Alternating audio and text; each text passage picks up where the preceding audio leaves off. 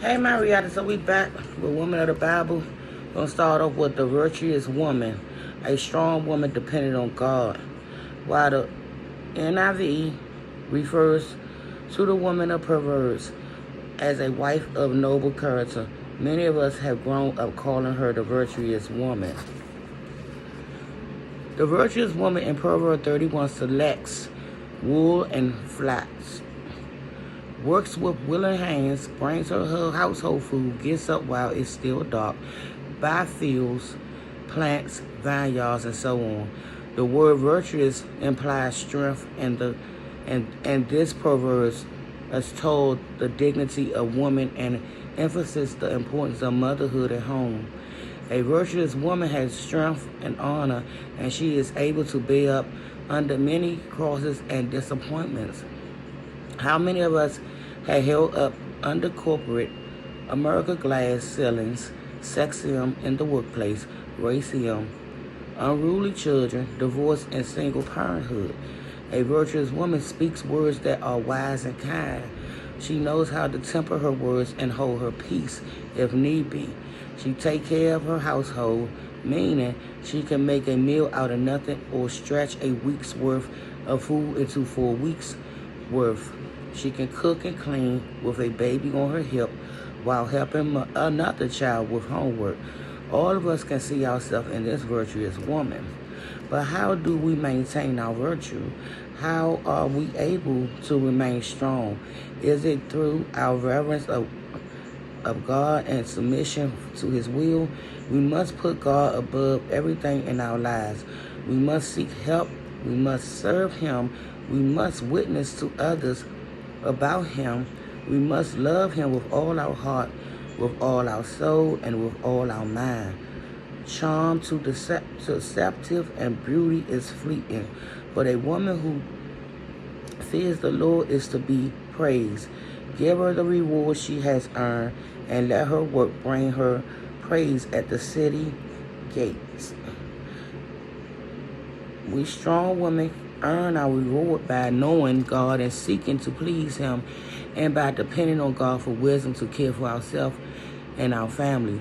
The scriptures don't tell us who the woman in Proverbs 31 was, only what she was.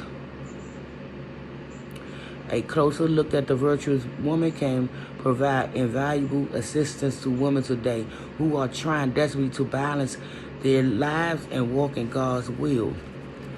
And we're going to move on to the bridegroom and his bride. Soulmates in life. The Shulamite's bride in Songs of Songs has been described as many different things.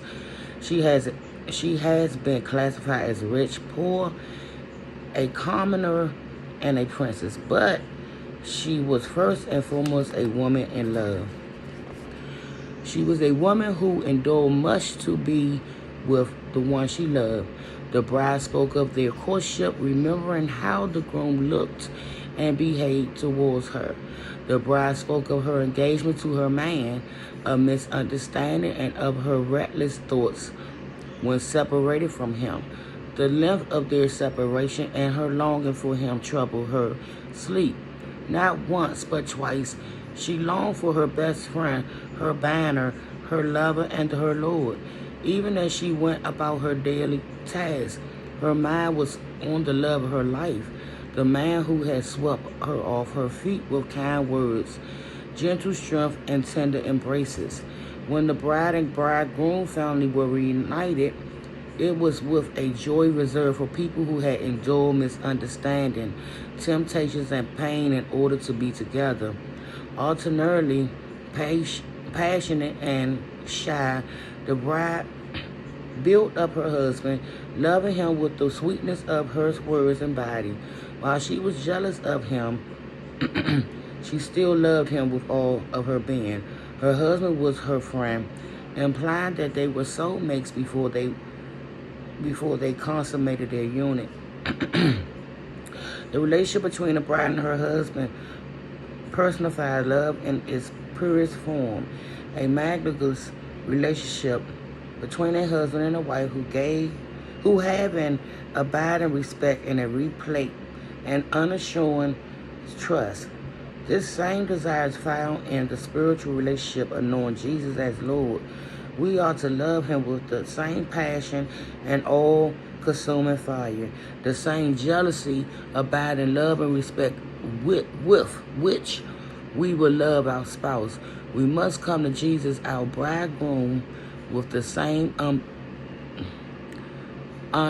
unabashed love that he demonstrates daily to Christians, those who he consider his bride. And I'll be back, y'all.